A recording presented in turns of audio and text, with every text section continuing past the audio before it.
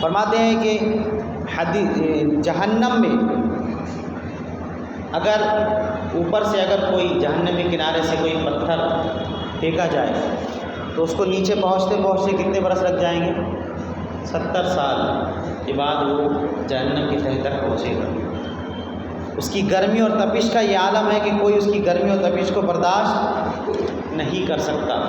دنیا کی آگ کو 70 مرتبہ ٹھنڈا کیا گیا، جہنم کی آگ کو 70 مرتبہ ٹھنڈا کیا گیا، تب جا کر دنیا کی آگ ہمارے لیے میسر آئی ہے، جس سے ہم فائدہ اٹھاتے ہیں۔ اور اگر سوئی کے ناکی کے برابر بھی اگر جہنم کی آگ کھول دی جائے تو زمین ہیروشیما اور ناگاساکی پر ایٹم بم پھینکا گیا، آج تک وہاں کے جو بچے پیدا ہوتے ہیں کسی کی ناک نہیں، کسی کا کان نہیں، کسی کی آنکھ نہیں، زمینیں بنجر پڑی ہیں، سالوں گزر گئے، تقریباً 50 سال کا عرصہ گزر چکا ہے۔ اس بات کو ہیروشیما اور ناگاساکی جاپان میں امریکہ نے ایٹم بم گرایا، تو اللہ کا عذاب اس سے بھی زیادہ سخت ہے، جہنم کی آگ جو ہے اس ایٹم بم سے بھی زیادہ سخت ہے۔ تو فرماتے ہیں کہ اگر ایک ناکی کے برابر بھی اگر دنیا میں چھوڑ دی جائے تو قیامت تک سبزہ نہ ہوگی، سبزہ اگانے کے لائق کی زمین نہ رہے، زمین ہمیشہ کے لیے بنجر ہو جائے گی۔ فرماتے ہیں کہ حالانکہ یہ 500 برس کی راہ ہے، پھر اس میں مختلف طبقات اور وادیاں ہیں جہنم کی، اور کنویں ہیں۔ بعض وادی ایسی ہیں کہ جہنم میں ہر روز 70 مرتبہ یا اس سے زیادہ جہنم بھی ان وادیوں سے پناہ مانگتی ہے۔ یہ خود اس مقام کی حالت ہے، اگر اس میں اور کچھ عذاب نہ ہوتا یہی کیا کم تھا۔ کفار کی سرزنش کے لیے اور طرح طرح کے عذاب مہیا کیے، لوہے کے ایسے بھاری گرزوں سے فرشتے مانیں گے کہ اگر کوئی گرز یعنی ہتھوڑا سمجھ لیجیے زمین پر رکھ دیا جائے تو تمام جن انسان سب جمع ہو جائے، تمام انسان و جنات بھی جمع ہو جائے تو بھی اس کو نہ اٹھا سکے۔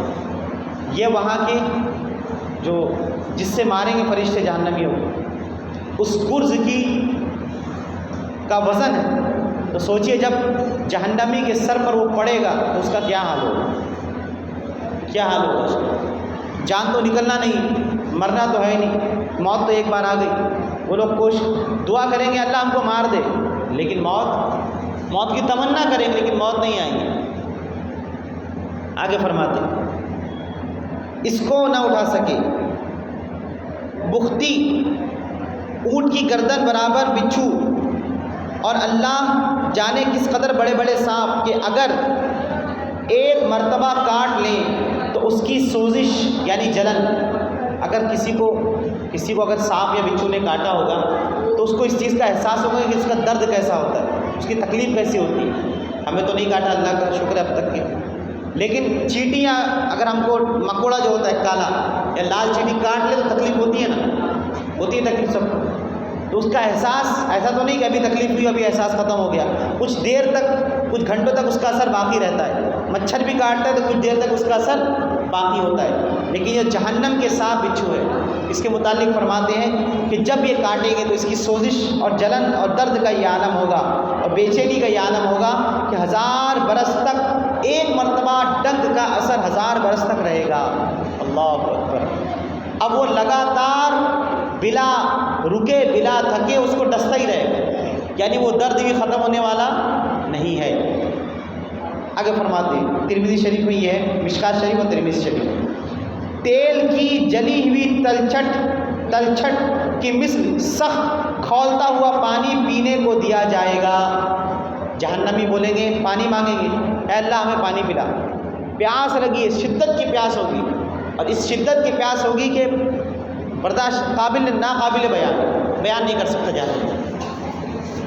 منہ کے قریب ہوتے ہی، جب وہ پانی جب اس کے منہ کے قریب کیا جائے گا تو پینے کے لیے منہ لگائے گا، منہ سے لگائے گا تو اس کی تیزی سے چہرے کی کھال گر جائے گی، اور سر پر گرم پانی بہایا جائے گا، جس کی وجہ سے جہنمیوں کے بدن سے جو پیپ بہے گی وہ پلائی جائے گی، یعنی جہنمیوں کو جہنمیوں کی پیپ پلائی جائے گی، اور خاردار ٹھوہڑ کھانے کو دیا جائے گا، ایسا ہوگا کہ اگر اس کا ایک قطرہ دنیا میں آ جائے تو اس کی سوزش اور بدبو سے تمام اہل دنیا کی معیشت برباد ہو جائے. یعنی کھیتی باڑی جو پھل جہنمیوں کو دیا جائے گا کھانے کے لیے، اس کی بدبو کا یہ عالم ہوگا کہ اگر وہ ایک پھل اگر دنیا میں اگر بھیج دیا جائے تو پوری دنیا کی جو زمین ہے وہ زمین بنجر ہو جائے گی، معیشت ختم ہو جائے گی، سبزہ نہیں اگے گا.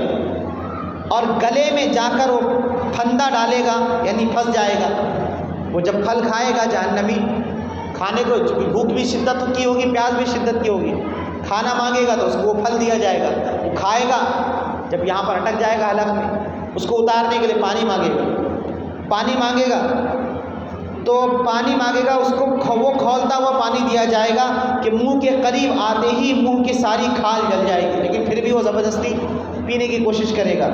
جب وہ پیے گا تو اس میں گر پڑے گا اور پیٹ میں جاتے ہی وہ جو پانی ہے اس کی آنتوں کو ٹکڑے ٹکڑے کر دے گا اور وہ شوربے کی طرح بہہ کر قدموں کی طرف سے نکل جائے گا. یعنی پوری اتڑیاں پوری گل جائے گی، سڑ جائے گی، ختم ہو جائے گی اور گل کر کے پیچھے کے راستے سے سب کی سب نکل جائے گی. اور پیاس اس بلا کی ہوگی کہ اس پانی پر ایسے گریں گے جیسے کہ پانی جیسے بھوکے پیاسے ٹوٹ پڑتے ہیں پانی پر، اس طریقے سے ٹوٹ پڑیں گے. اونٹ پر کفار جان سے عاجز آ کر باہم مشورہ کریں گے.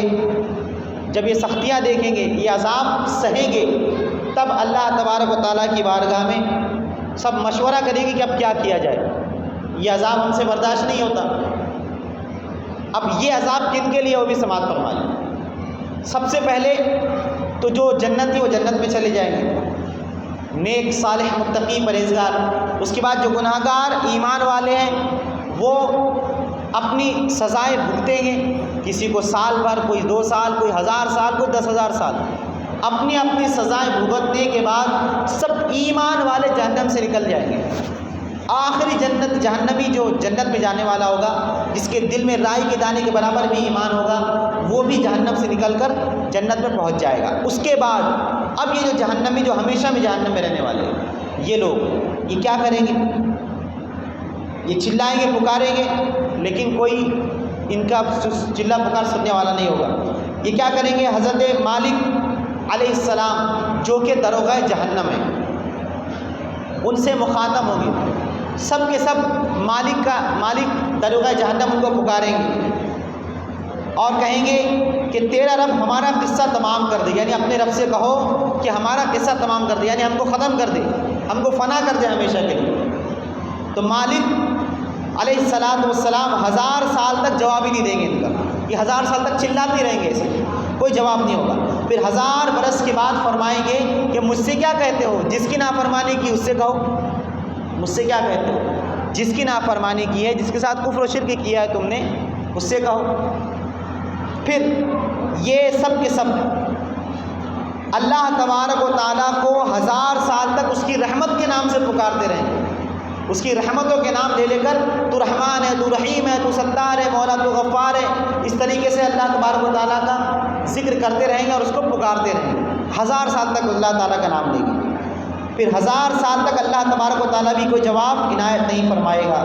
اس کے بعد اللہ تعالیٰ فرمائے گا دور ہو جاؤ، جہنم میں پڑے رہو، مجھ سے بات نہ کرو. اللہ اکبر. سوچئے کہ یہ کیسا عذاب کا وقت ہوگا. تجھ سے چھپاؤں منہ تو کروں کس کے سامنے. شاعر کہتا ہے کہ تجھ سے چھپاؤں منہ تو کروں کس کے سامنے. کیا اور بھی کسی سے توقع نظر کی ہے؟ اے پروردگار، تو ہی اگر منہ موڑ لے گا تو پھر کون ہوگا؟ کون ہوگا جو پوچھے گا؟ کون ہوگا جو ہمارے حال پر رحم فرمائے گا؟ مولا ہے نا. اس لیے فرماتے ہیں کہ آج لے ان کی پناہ، آج مدد مانگ ان سے.